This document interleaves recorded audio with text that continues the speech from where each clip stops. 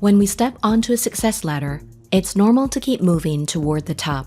When we get to the top or before we get there, we might find a bigger or different ladder to climb. There's always something more to experience, do, and accomplish. You might love the process, enjoy the journey, and move at a slower pace than the neurotic overachiever. But in modern society, no matter your personality type, values, or beliefs, you will need to get things done, usually within a certain time frame. High craving for productivity advice have spawned popular books like Essentialism, Atomic Habits, and Deep Work. There are thousands of podcasts and YouTube channels on productivity, with the biggest including Thomas Frank, Matt D'Avella, and Ali Abdaal's. Some of the productivity advice are hacks, tricks, and tips that won't work for you. They just don't match with your mindset, preferences, and season of life.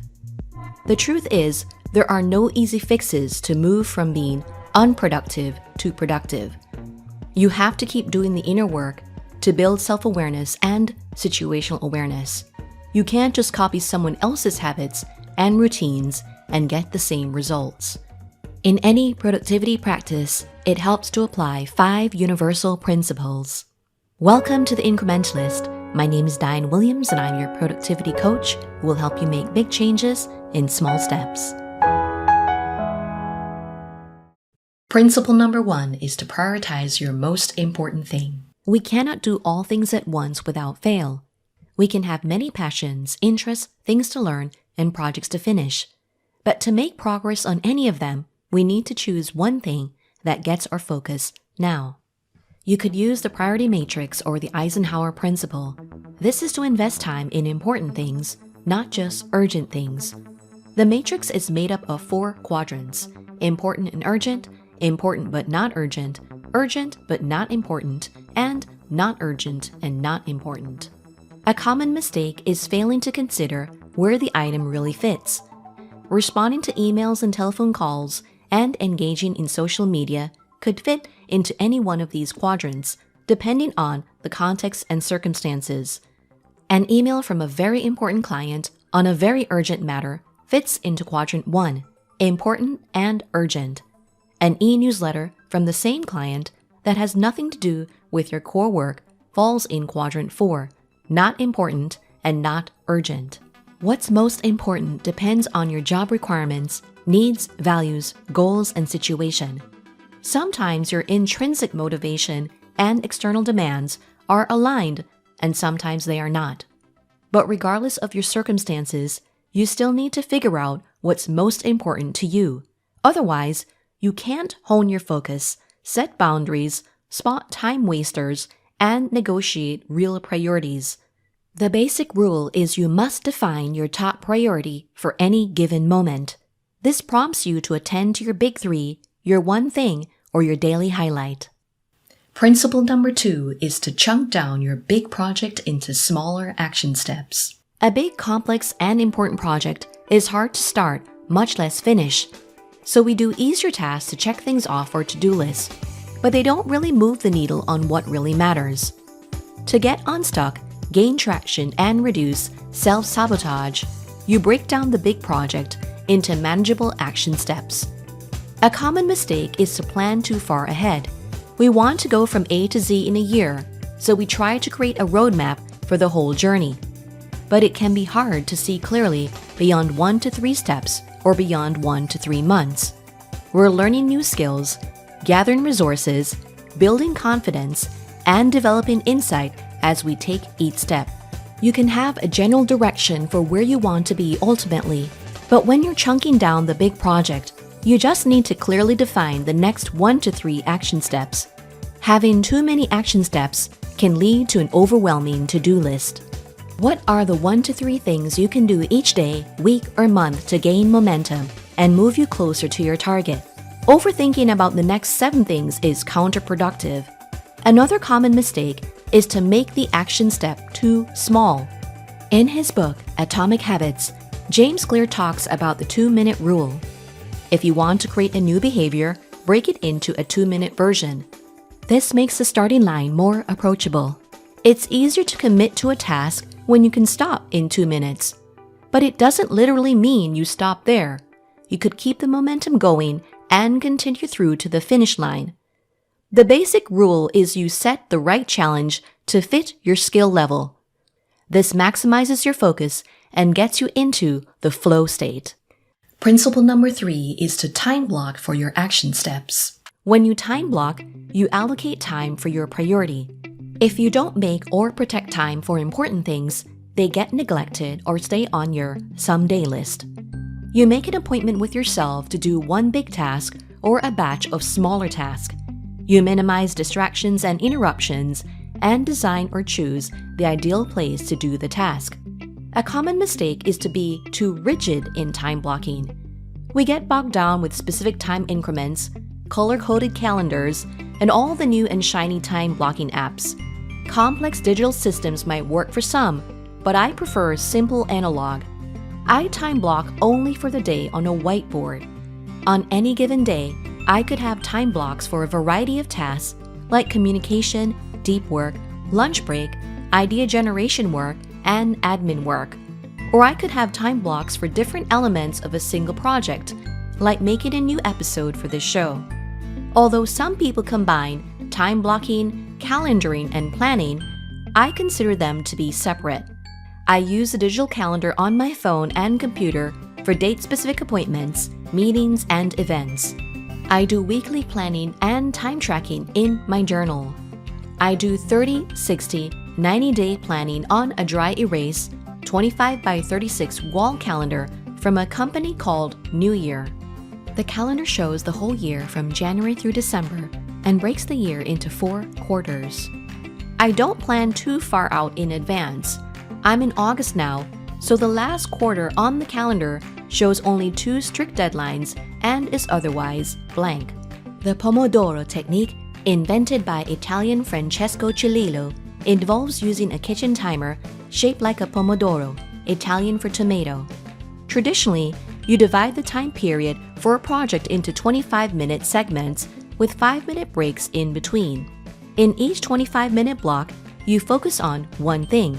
For every 4 pomodoros, or after every hour, you take a longer 15 to 30-minute break. You don't have to stick with 25-minute or 90-minute chunks or block 4 hours in your day to be productive. Start where you are. Do what fits with your workflow and the nature of the task. While a break after every 25 minutes or 90 minutes might be ideal for some, it can be counterproductive to have timed breaks. They can stop your flow state. Just take breaks when your focus and energy start to take a nosedive. If you're not making progress on a high-focus, high-cognitive project or feel exhausted by it, track how you use your time.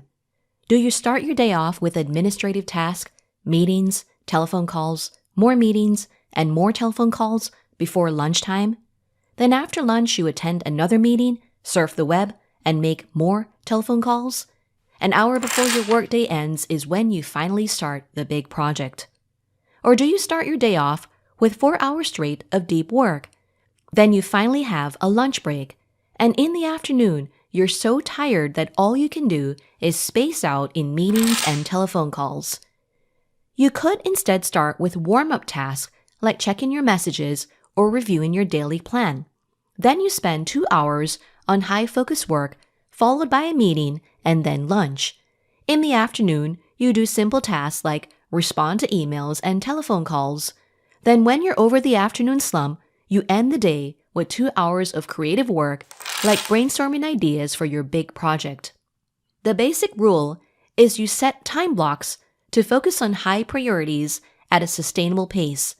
This allows you to make time for deep work and creative work without exhausting yourself. Principle number 4 is to sync with and not fight your natural rhythm. Your circadian rhythm is an internal timing device that affects when you're most alert and when you're least alert. You might be a lark, a morning person, an owl, an evening person, or a third bird, an intermediate person, says Daniel Pink, author of When, The Scientific Secrets of Perfect Timing. He recommends we perform head-down, analytic tasks when we are most focused, ease your administrative tasks when we're in the afternoon energy dip, and insight creative work when our energy rebounds. I structure my day like this whenever possible and find it to be very effective. A common mistake is to change your schedule without considering your natural rhythm. You might try to wake up earlier at 5 a.m. because you hear super productive, mega successful people do this, but not all of them do, and some early risers are not productive or successful. If your energy naturally peaks in the late afternoon and early evening, you won't be high functioning in the early morning. We can do things to shift our chronotype somewhat.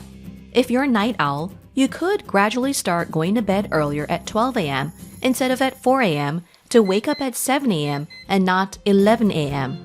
That way, you get some quiet time in the morning and still make the best use of your peak hours in the late afternoon and early evening. The basic rule is you match the type of task, time of day, and your energy level. This helps you to sync with your natural rhythm and perform at your peak. Principle number 5 is to get active rest to build your energy level. Plan and organize your day to have time for active rest, not just high-quality sleep. Work and rest are equal partners in being productive. While we all have the same 24 hours in a day, we each have different levels of resources, drive, motivation, and energy. A common mistake is always aiming to do the hardest, most important task at the start of the day. This productivity method is called eat the frog. I will sometimes begin with deep work, especially when I have a strict deadline to meet. But I've also eased into the day with self-care or light work. My mornings often include playtime with my kids. We build things, knock stuff down, and observe cause and effect. Depending on my mood or the season, I'll have coffee, tea, water, or fruit smoothie. I sit, reflect, and read a book. Or I do yoga for 20 minutes. The slower start to my day boosts my energy. After I do some deep work, I'll have a late breakfast or brunch, which typically includes eggs and avocado. If I'm less hungry, a slice of tasty bread from the local bakery will do. Another common mistake is to stick with a practice that is not the best thing for you. Maybe you keep hearing about the benefits of journaling or sitting meditation. You've tried them for some time and they just don't click. You could nix the long-form writing in a journal and just scribble notes on paper that you tear up and throw away. Or do walking meditation and mindfully feel your feet touch the earth. Do what energizes you the most. If you love the adrenaline rush that comes from riding roller coasters, an early morning run could be great for you. If you prefer the merry-go-round or gentler forms of amusement, a stroll through a garden in the mid-morning could be what you need. Playing sports, playing a musical instrument, or playing board games might be the thing that energizes you. The basic rule is you listen to your own body and consider your own needs when deciding how to rest and recharge.